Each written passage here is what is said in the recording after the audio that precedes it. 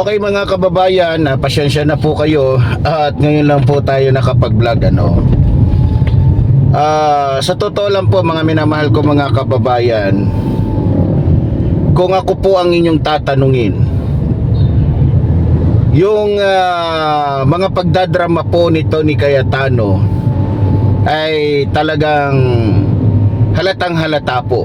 Sa totoo lang natatawa na lang ako kasi tila nag-aala kibuloy po itong si Cayetano. Pasensya na po kahit hindi po ako nakatingin sa camera dahil ako po ay nagdadrive. Yung estilo po ngayon na ginagawa ni Cayetano ay estilo po ni kibuloy talaga, na kung saan ginagamit pa nga po ang Diyos para lamang po hindi po makita, malaman yung kanilang mga kawalangian. Sa totoo lang, itong mga alipin, mga tao ni Rodrigo Roa Duterte, ang kanila pong nagiging panakip-butas, unang-una yung kanila pong pagiging mapagpanggap, no? Yung pagiging mapagpanggap nila na makatao, makadiyos. Ngayon, sa totoo lang, marami pong mga Pilipino ngayon na talagang galit na galit po dito kay Cayetano dahil talagang yung kanyang pag-iinarte, pagdadrama ay talagang pang pamas pang ano talaga. Kumbaga sa pang malakihang sinima. Biro mo, sabi niya yung Senado daw under attack. Ngayon nakita po ng ating mga kapulisan, napag-aralan ng ombudsman, napag-aralan ng DOJ, na lalong-lalo na ng NBI, na yung lahat na naging pahayag po nito po ni Cayetano ay puro gawa-gawa lamang, no? At kitang-kita po na binabaliktad lamang po ni Cayetano ang lahat ng istorya para nang sa ganon mas magmukha po silang biktima. Kaya sa totoo lang sa ginawa po ni Cayetano, ang biktima po dito mga minamahal kong mga kababayan ang mga Pilipino. Tayo po yon mga kababayan. Eto pa nga, may lumalabas pa na ibang mga drama nakikipagtulungan sa drama ni Cayetano itong si Amy Marcos, na kung saan po mga minamahal kong mga kababayan sinisisi naman dito po sa ating mahal na Pangulo eto pong mga kabalbalan nila, no? At gustong sabihin nito ni Amy Marcos na kaya nagkaroon ng kaguluhan sa Senado dahil may inutusang mga ahente ng NBI eto pong si Pangulong Ferdinand Marcos Jr. At ayon dito sa kapatid niya na si Amy Marcos, utos daw ni Pangulong Ferdinand Marcos Jr. na sapilitan kung maaari pwedeng sapilitan na agawin, kunin sa loob ng Senado ito pong si Bato de la Rosa o arestuhin ng sapilitan. May masaktan man ay wala daw pakialam itong ating mahal na Pangulo. Sa totoo lang mga kababayan ko, sobra-sobra na po itong paninira po nito pong mga kalaban natin, lalong-lalo na po dito po kay Pangulong Ferdinand Marcos Jr. Ngayon natitiyak ko na may mga darating pang mga hakbang, may darating pang mga pagkilos ito pong mga DDS para po sirain ito pong ating administrasyon, o itong administrasyon po ngayon na pinangungunahan po ni Pangulong Ferdinand Marcos Jr.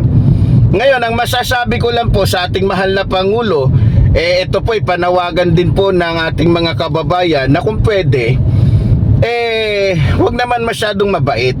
Kasi sa pagiging masyadong mabait ng isang tao, maliban na ito ay naaabuso, ito'y nakakapagpahamak hindi lamang sa kanya, maging sa mga taong sumusuporta sa kanya, no? Kagaya po natin sa ating pong pakikipaglaban, sa ating pong pagsasalita, marami pong mga DDS ang galit na galit po sa atin.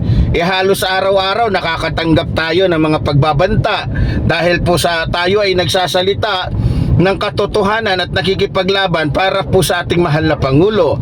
So, kung ang ating Pangulo po ay hindi kikilos, ang ating Pangulo po ay magiging kampante lamang, tulad nga po ng sinabi ko nitong mga nakaraang araw lamang, kawawa naman po pati kami. Bakit? Sigurado ho na kapag ang malalagay sa pwesto magiging Pangulo ng ating bansa ay isang taong kriminal, isang taong walang puso, isang taong walang takot sa Diyos, isang taong hindi makatao, isang taong mandarambong, walang konsyensya, sigurado po mga minamahal ko mga kababayan na ang maghihirap po yan, ang maghihirap po dyan, hindi lamang po siyempre si Pangulong Ferdinand Marcos Jr. Lahat tayo, lalong-lalo na po yung mga maralita o yung mga mahihirap o mga hikaos sa buhay. So sa totoo lang, para po sa akin mga kababayan, dapat po kumilos ng maagap ang ating mahal na Pangulo. Kumilos siya alang-alang po sa taong bayan, no? Kasi pag hindi po siya kumilos, mga minamahal ko mga kababayan, tulad doon na sinabi ko, malalagay po sa alanganin ang buhay ng mga Pilipino dito po sa ating bansa. Dahil alam naman po natin kung ano mayroong utak ito pong mga kaalyado ni Vice President Sara Duterte, lalong-lalo na ito si Vice President Sara Duterte. Alam naman natin kung ano ang laman ng utak niyan, kung ano ang plano niyan kung sakaling siya ay maging Pangulo ng ating bansa. So walang iba kundi puro paghihiganti, puro kaguluhan ang lilikhain niyan. At syempre, maliban sa kaguluhan lang ang lilikhain niyan, mas lalo pong maghihirap itong ating bansa dahil marami pong patunay o marami pong ebidensya sa sasabihin ko na mas malala po kung magnakaw ng pera o mas malala po ang ugali nito ni Sara Duterte kesa po sa kanyang ama, no? So para sa akin mga minamahal kong mga kababayan, dapat po kumilos na po talaga itong ating mahal na Pangulo sa lalong madaling panahon. Ang aking pinagdadasal lamang at ang gusto ko sanang mangyari, alisin na rin niya pati yung mga itinalaga niya na hindi natin mawari kung talagang sa kanya ba o sa atin bang mga Pilipino naglilingkod. Kasi sa nakikita ko po mga kababayan, tila hindi po sa taong bayan naglilingkod yung halos lahat ng mga personas na itinilaga po ng ating mahal na Pangulo.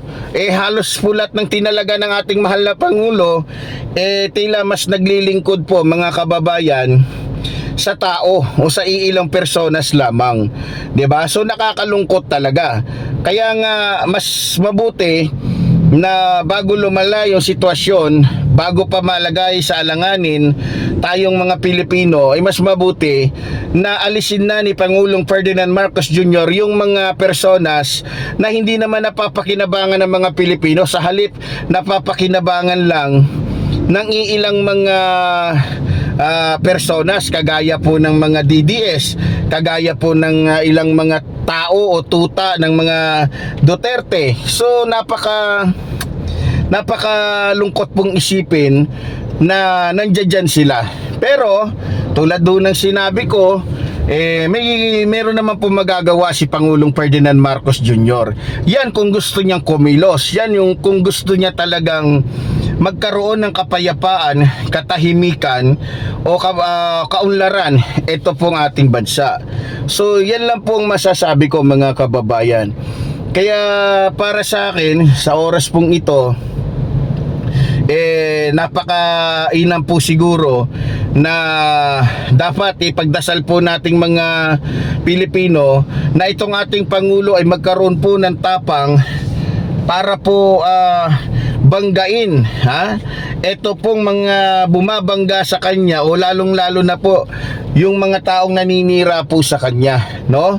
Na mayroon pong mga personal na interest, no? Kaya ang akin pong dalangin, mga minamahal kong mga kababayan, sana po marinig po tayo ng ating mahal na Pangulo, no? Sana kumilos na siya bago pa mahuli ang lahat. Sandali lang po, at medyo